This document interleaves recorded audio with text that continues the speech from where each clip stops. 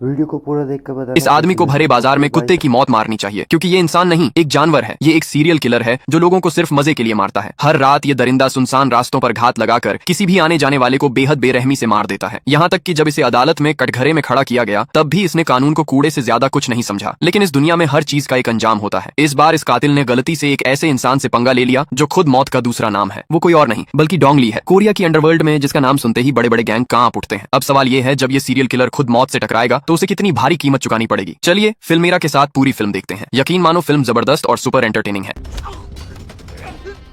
कहानी शुरू होती है एक ठंडे और बेरहम चेहरे वाले युवक से जो कार चला रहा होता है। यही है वो सीरियल किलर जिसकी बात हम अब तक कर रहे थे। असल में वो एक सुनसान सड़क पर अपने शिकार का पीछा कर रहा होता है। वो जानबूझकर आगे चल रही कार को पीछे से टक्कर मार देता है। उसका मकसद साफ होता है, झगड़ा खड़ा करना और शिकार को कार से बाहर निकलने पर मजबूर करना। सामने वाला बुजुर्ग आदमी गुस्से में उसे गालियां देने लगता है, बिना ये जाने कि उसकी जिंदगी यहीं खत्म होने वाली है। और यहीं से कातिल अपनी खूनी चाल चल देता है। वो हत्यारा उस बुजुर्ग आदमी को बेहद बेरहमी से मार डालता है। वो लगातार चाकू से हमला करके उसे इतनी बुरी हालत में छोड़ देता है कि वो इंसान बच ही नहीं पाता। जानकारी के अनुसार ये उस सीरियल किलर द्वारा किया गया 20वां मर्डर था। अगले दिन कोरिया की पुलिस घटनास्थल पर पहुंचती है। लाश की हालत देखकर सभी पुलिसकर्मी हैरान और परेशान हो जाते हैं, क्योंकि रिसेंट के सभी मर्डर एक ही तरीके से किए गए थे। हर बार हत्यारा पीड़ित की कार को पीछे से टक्कर मारता है, फिर मौका पाकर बेरहमी से हत्या कर देता है। इंस्पेक्टर किम इन केसों से पूरी तरह थक चुका है। कई महीनों से कोरियन पुलिस कोई ठोस नतीजा नहीं निकाल पाई है, जबकि सीरियल किलर अब भी कानून की पकड़ से बाहर घूम रहा है। जांच के बाद किम अपने सीनियर्स को बताता है कि ये बिल्कुल साफ तौर पर एक सीरियल किलर है जो बिना किसी वजह के मर्डर कर रहा है। लेकिन उसके सीनियर अधिकारी उसकी बात को गलत बता देते हैं। वो कहते हैं कोरिया में कोई सीरियल किलर नहीं है, तुम लोग बस कल्पना कर रहे हो। उल्टा वो पुलिस टीम को नाकाम और बेकार बताकर डांट लगाते हैं और किम को इस केस की जांच से हटा दिया जाता है। उधर एक अलग ही हालात में हमारे डोंग ली अब पूरी तरह एक अंडरवर्ल्ड बॉस बन चुके हैं। डोंग ली की रोज की रूटीन में एक खास चीज शामिल है। वो हर सुबह बॉक्सिंग की प्रैक्टिस करता है,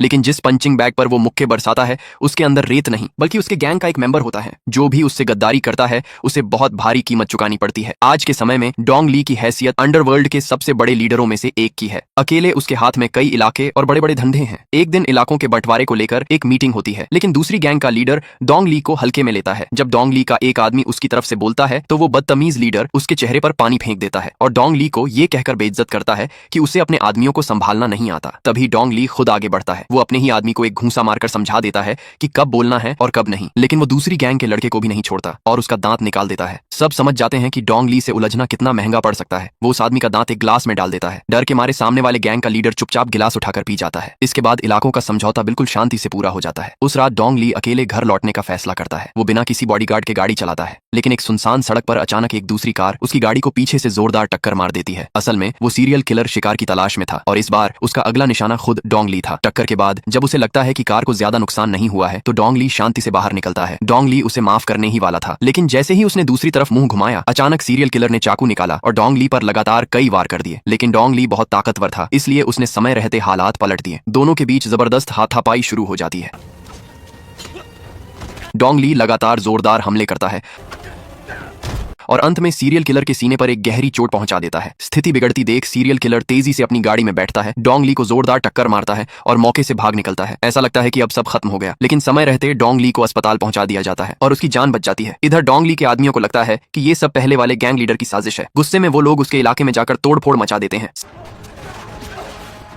सच में ऐसे भाई पूरी तरह वफादार होते हैं। उधर सीरियल किलर की हालत काफी खराब हो जाती है। डोंग ली के वार से उसके सीने में गंभीर चोट लगी होती है। दर्द सहते हुए वो खुद ही अपने जख्मों को संभालने की कोशिश करता है। उसी समय एक बुजुर्ग आदमी गलती से वहां से गुजरता है और वो भी उस किलर का शिकार बन जाता है। अगले दिन डोंग ली की हालत काफी सुधर जाती है। वो अपने एक आदमी से कहता है कि कल का हमला उस पुराने गैंग लीडर ने नहीं करवाया, क्योंकि जिस शख्स से उसका सामना हुआ था उसकी लड़ने की स्टाइल किसी आम गुंडे जैसी नहीं थी। डोंग ली को उस आदमी के कार का नंबर याद था। वो तुरंत नंबर लिखता है और अपने आदमियों को जांच के लिए भेज देता है। जब पुलिस अफसर किम को यह खबर मिलती है कि एक अंडरवर्ल्ड डॉन पर चाकू से हमला हुआ है तो वो काफी हैरान हो जाता है। वो सीधे डोंग ली से मिलने जाता है ताकि घटना की जानकारी और बयान ले सके, लेकिन डोंग ली एक भी सुराग देने से मना कर देता है। उसका मानना है कि कोरियन पुलिस बस नाम की है, काम की नहीं। इससे किम और भी ज्यादा नाराज हो जाता है और खुद ही जांच शुरू करने का फैसला करता है। जब वो डोंग ली की कार देखता है तो पाता है कि कार का पिछला हिस्सा बुरी तरह टूटा हुआ है। यहीं से उसे पूरा यकीन हो जाता है कि ये सब किसी सीरियल किलर का ही काम है। दूसरी तरफ अंडरवर्ल्ड का डॉन होते हुए भी एक सड़क छाप गुंडे से हमला झेलना डोंग ली की इज्जत को काफी नुकसान पहुंचा चुका होता है। इतना ही नहीं, पहले वाला गैंग लीडर खुद डोंग ली के पास आकर शिकायत करता है। वो कहता है कि तुम्हारे लोगों ने मेरे इलाके में गलतफहमी में तोड़फोड़ की है, इसका हर्जाना तुम्हें देना होगा। वो डोंग ली का मजाक उड़ाते हुए कहता है, अगर मैं इतना बड़ा डॉन होता और मेरे साथ ऐसा होता तो मैं तो शर्म से खुदकुशी कर लेता। ये सुनकर डोंग ली अंदर ही अंदर उबल रहा होता है, लेकिन हालात बिगड़ने से बचाने के लिए वो खामोशी से सब सह लेता है। उधर किम अपने सीनियर अफसर से इजाजत मांगता है कि डोंग ली को हिरासत में लेकर पूछताछ की जाए। उसका मानना है कि यही एक तरीका है जिससे सीरियल किलर तक जल्दी पहुंचा जा सकता है, लेकिन उसका सीनियर इस प्रस्ताव को सीधे ठुकरा देता है, क्योंकि असल में वो चुपचाप डोंग ली के साथ गलत धंधों में शामिल है। अब किम अकेला पड़ चुका है और दूसरी तरफ सीरियल किलर अब भी खुलेआम घूम रहा है। अब सीरियल किलर फिर से रात के शिकार पर निकल चुका है। इस बार एक सुनसान सड़क पर उसका शिकार बनता है, एक ट्रक ड्राइवर अंकल जो माल लोड होने का इंतजार कर रहे होते हैं, और इस तरह एक और बेगुनाह इंसान बिना वजह मार दिया जाता है। जब किलर ट्रक के अंदर चढ़ता है तो वहां उसे एक जन्मदिन का केक पहले से रखा हुआ मिलता है। असल में वो बदकिस्मत ड्राइवर घर लौटकर अपनी बेटी का जन्मदिन मनाने वाला था, लेकिन किस्मत को कुछ और ही मंजूर था। सीरियल किलर केक खोलकर उसे बेहद बेरहमी से खाने लगता है। इसी दौरान ट्रक के अंदर एक और आदमी मौजूद होता है। किलर उसकी तरफ देखता है और चेहरे पर खौफनाक मुस्कान आ जाती है। अब उस आदमी का अंजाम क्या हुआ होगा ये तो सब समझ ही सकते हैं। किलर उसे भी मार देता है और भागते समय उसका चाकू गलती से सड़क किनारे गिर जाता है। अगले दिन डोंग ली एक महिला आर्टिस्ट से सीरियल किलर का चेहरा बनवाता है। वाकई उसकी कला कमाल की होती है। तस्वीर हाथ में लेकर डोंग ली अपने आदमियों को हर जगह छानबीन के लिए भेज देता है, लेकिन दूसरी तरफ ये अफवाह फैल चुकी होती है कि डोंग ली पर किसी ने जानलेवा हमला किया था। इसी वजह से उसकी इज्जत और रुतबा लगातार गिरता जा रहा होता है। कई बिजनेस पार्टनर उसके साथ मिलकर इन्वेस्टमेंट करने से पीछे हट जाते हैं। अगर यही हाल रहा तो डोंग ली का साम्राज्य ज्यादा दिनों तक टिक नहीं पाएगा। उसके आदमियों को सड़क किनारे वही चाकू मिल जाता है जो सीरियल किलर वारदात के बाद गिरा गया था। उस चाकू को देखकर डोंग ली का गुस्सा और भी भड़क उठता है और फिर अगले ही दिन डोंग ली और पुलिस अफसर किम एक समझौते पर पहुंचते हैं। दोनों मिलकर उस सीरियल किलर को किसी भी कीमत पर पकड़ने का फैसला करते हैं। डोंग ली सारे पुख्ता सबूत पुलिस को देने के लिए तैयार हो जाता है। अब एक तरफ है कानून और दूसरी तरफ अंडरवर्ल्ड की ताकत, और बीच में है एक दरिंदा। लेकिन एक शर्त भी होती है, जो भी पहले सीरियल किलर को पकड़ेगा उसे सजा देने का पूरा अधिकार होगा। किलर का स्केच मिलते ही किम अपने सभी साथियों को अलग अलग इलाकों में जांच के लिए भेज देता है, लेकिन सीरियल किलर पकड़े जाने से पहले ही डोंग ली एक और ज्यादा खतरनाक साजिश रच देता है। वो अपने आदमियों को सीरियल किलर का वही चाकू देता है और उसी से पहले वाले गैंग लीडर को मरवा देता है। उसका मकसद साफ होता है, एक तरफ अपना बिजनेस दुश्मन खत्म करना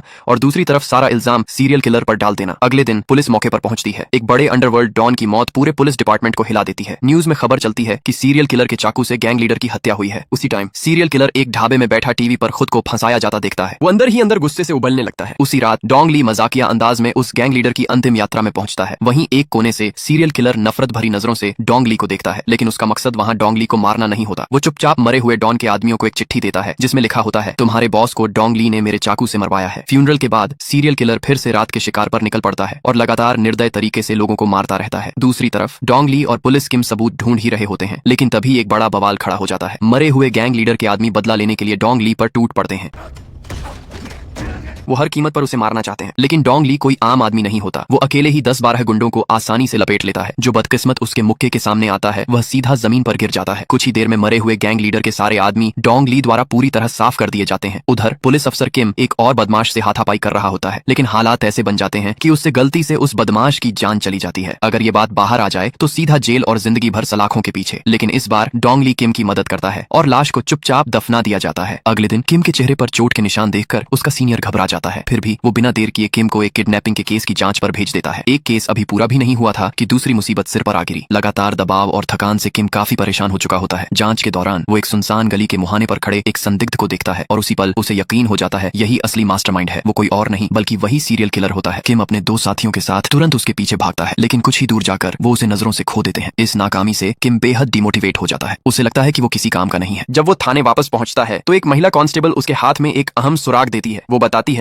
हत्या की जगह से उंगलियों के निशान यानी फिंगरप्रिंट्स निकाले गए हैं और उन्हीं फिंगरप्रिंट्स के आधार पर किम अब सीरियल किलर तक पहुंचने के और करीब आ चुका होता है। आखिरकार किम उस आदमी के ठिकाने तक पहुंच ही जाता है, लेकिन वहां का नजारा देखकर वो खुद भी चौंक जाता है। वो जगह किसी टूटी फूटी बस्ती से कम नहीं थी। किम घर की तलाशी लेता है और तभी उसकी नजर एक परिवार की तस्वीर पर पड़ती है। वो तुरंत उस सुराग को निकालता है जो पहले डोंग ली ने भेजा था और उस तस्वीर वाले आदमी से मैच करता है। नतीजा 100% मैच। अब कोई शक नहीं बचता। किम तुरंत सीरियल किलर मिल जाने की वॉइस रिकॉर्डिंग डोंग ली को भेजता है। रिकॉर्डिंग सुनते ही डोंग ली पक्के यकीन से कहता है, हाँ यही वो हरामी है। यहीं से फिल्म अपने क्लाइमेक्स की ओर तेजी से बढ़ने लगती है। उसी रात डोंग ली अपने सारे आदमियों को फिर से इकट्ठा करता है। हर आदमी के हाथ में सीरियल किलर की एक एक तस्वीर होती है। आदेश साफ होता है, ढूंढो और जिंदा पकड़ो, और जो इस मिशन को सफलता से पूरा करेगा उसे डोंग ली की तरफ से इनाम मिलेगा। अब सवाल ये था, जब उस शैतान की पहचान सबके सामने आ चुकी है तो उसका अंजाम आखिर होगा कैसा। डोंग ली के आदमी शहर के हर कोने कोने में फैल जाते हैं। 60,000 से ज्यादा किराए के कमरे, हजारों संदिग्ध जगहें, पूरी बस्ती, सब कुछ छान मारा जाता है। लेकिन हैरानी की बात यह थी कि इतनी खोजबीन के बाद भी सीरियल सीरियल किलर कहीं नहीं मिलता। मगर जैसा कहा जाता है हर चीज का एक वक्त होता है और उसका वक्त अब धीरे धीरे करीब आ रहा था। अगले दिन डोंग ली सड़क किनारे अपनी गाड़ी का इंतजार कर रहा होता है। तभी उसकी नजर एक कॉलेज की लड़की पर पड़ती है जो तेज बारिश में भीग रही होती है। डोंग ली एक पल भी नहीं सोचता और चुपचाप अपनी छतरी उस लड़की को दे देता है। बाहर से भले ही वो डरावना लगता हो लेकिन अंदर से उसका दिल काफी नरम होता है। उसी समय किम वहां पहुंचता है और लड़की से कहता है इस आदमी से दूर रहो, ये एक अंडरवर्ल्ड डॉन है। लड़की डोंग ली को देखती है और हंसते हुए कहती है डॉन से ज्यादा तो ये बॉडीगार्ड जैसे लगते हैं। ये सुनकर डोंग ली खुद भी हंसी रोक नहीं पाता। थोड़ी देर बाद वो लड़की डोंग ली को धन्यवाद कहकर बस में बैठ जाती है और घर चली जाती है। उसी रात डोंग ली और सारे भाई लोग जमकर खाते पीते हैं। इतनी मस्ती होती है कि किम और उसके दोनों साथी ये तक भूल जाते हैं कि वो पुलिस वाले हैं। लेकिन खुशी का ये माहौल ज्यादा देर तक नहीं टिकता। अचानक टीवी न्यूज पर ब्रेकिंग खबर चलती है, आज फिर एक हत्या हुई है और मरने वाली कोई और नहीं, वही कॉलेज की लड़की जिसे दोपहर में डोंग ली ने छतरी दी थी। रिपोर्टर बताता है उस लड़की के पेट में 10 से ज्यादा बार चाकू घोंपा गया था। ये सुनते ही डोंग ली और किम दोनों का खून खौल उठता है। डोंग ली तुरंत अपने सारे आदमियों को ऑर्डर देता है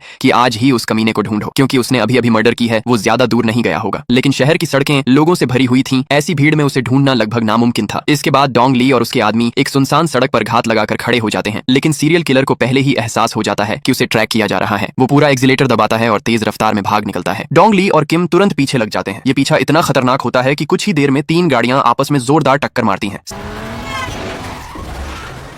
सबके सिर घूम जाते हैं। लेकिन उस अफरा तफरी के बीच सीरियल किलर फिर से भाग निकलता है। डोंग ली और किम जान की बाजी लगाकर उसके पीछे दौड़ते हैं, क्योंकि अब उसे एक और मौका देना बहुत खतरनाक था। तभी अचानक सीरियल किलर घात लगाकर डोंग ली के एक आदमी पर हमला करता है। वो आदमी मौके पर ही मारा जाता है। जब डोंग ली वहां पहुंचता है तब तक बहुत देर हो चुकी होती है। मरता हुआ आदमी आखिरी ताकत से उंगली उठाकर बताता है सीरियल किलर किस दिशा में भागा है, अब कोई रास्ता नहीं बचता। डोंग ली दांत भींचकर उस हैवान के पीछे अकेले दौड़ पड़ता है, क्योंकि अब ये सिर्फ बदला नहीं, इंसाफ का सवाल बन चुका था। उस सीरियल किलर के खून के निशान का पीछा करते हुए डोंग ली सीधे एक बियर बार में पहुंच जाता है। वो हर कमरे की जांच करता है। अंदर लोग हंस रहे होते हैं, मस्ती में डूबे होते हैं, लेकिन कुछ तो गड़बड़ लगती है। डोंग ली दोबारा ध्यान से देखता है तो पाता है एक कोने में 2 लड़कियां डर के मारे रो रही हैं और अंदर ही सीरियल किलर एक और लड़की को बंधक बनाए खड़ा है। उसे भी फील हो जाता है कि आज उसकी कुटाई होने वाली है। अगले ही पल डोंग ली दरवाजा तोड़कर अंदर घुसता है और सीधे उस किलर पर मुक्कों की बारिश कर देता है। एक भी वार खाली नहीं जाता। बिना किसी रहम के वो उसे जमीन पर गिरा देता है। किलर वहीं बेहोश हो जाता है। डोंग ली गुस्से में उसे रास्ते भर घसीटते हुए अपने अड्डे पर ले जाता है। खून उगलने के बाद भी वो हैवान हंसने की कोशिश करता है। ये देखकर डोंग ली और भी भड़क जाता है। वो सोचता है ऐसे दरिंदे जिंदा रहने के लायक नहीं है। लेकिन जब वो उसे खत्म करने ही वाला होता है तभी पुलिस ऑफिसर किम वहां पहुंच जाता है। वो डोंग ली को पीछे धक्का देता है और सीरियल किलर को गिरफ्तार कर लेता है। कुछ ही देर में खबर फैल जाती है सीरियल किलर पकड़ा गया। पूरा देश हिल जाता है। मीडिया भी हॉस्पिटल पहुंच जाती है। किलर पूरी तरह शांत दिखता है, न डर न पछतावा। वो सारे आरोपों से इनकार कर देता है। पुलिस के पास ठोस सबूत नहीं होते, सिर्फ एक चाकू के आधार पर उसे दोषी ठहराना नामुमकिन था। किम बेबस हो जाता है। उसे भी लगता है काश डोंग ली ने उसे वहीं खत्म कर दिया होता। कोर्ट में सीरियल किलर बेफिक्र बैठा रहता है, ना गवाह ना सबूत। कानून कुछ नहीं कर पाता। वो कोर्ट में भी हंसता है। लेकिन तभी अचानक डोंग ली कोर्ट में आ जाता है। वो सारे सबूत और पूरी कहानी जज के सामने रख देता है। वो बताता है लड़ाई के दौरान उसने किलर को सीने में वार किया था। पुलिस जांच करती है और सब सच निकलता है। इसके अलावा वो एक पत्र भी दिखाता है जो सीरियल किलर ने पहले भेजा था। हैंड राइटिंग पूरी तरह मैच हो जाता है। अब किलर के पास बचने का कोई रास्ता नहीं। आखिरकार कोर्ट उसे मौत की सजा सुनाता है। वहीं डोंग ली भी कानून तोड़ने के कारण जेल जाने को तैयार हो जाता है। जब वो जेल पहुंचता है तो सारे कैदी उसे इज्जत से देखते हैं और सीरियल किलर उसे देखकर पीला पड़ जाता है, क्योंकि किम ने जानबूझकर उन्हें एक ही सेल में रखा था ताकि डोंग ली उस मासूम लड़की के लिए इंसाफ ले सके। अब डोंग ली उसके साथ क्या करेगा ये तो हम पहले से ही जानते हैं। अगर आपको ये मूवी अच्छी लगी हो तो 5 स्टार में से आप इसको कितने देंगे कमेंट में जरूर बताइएगा। हो सके तो वीडियो को हाइप जरूर करें और वीडियो को लाइक करके चैनल को सब्सक्राइब भी जरूर कर दें।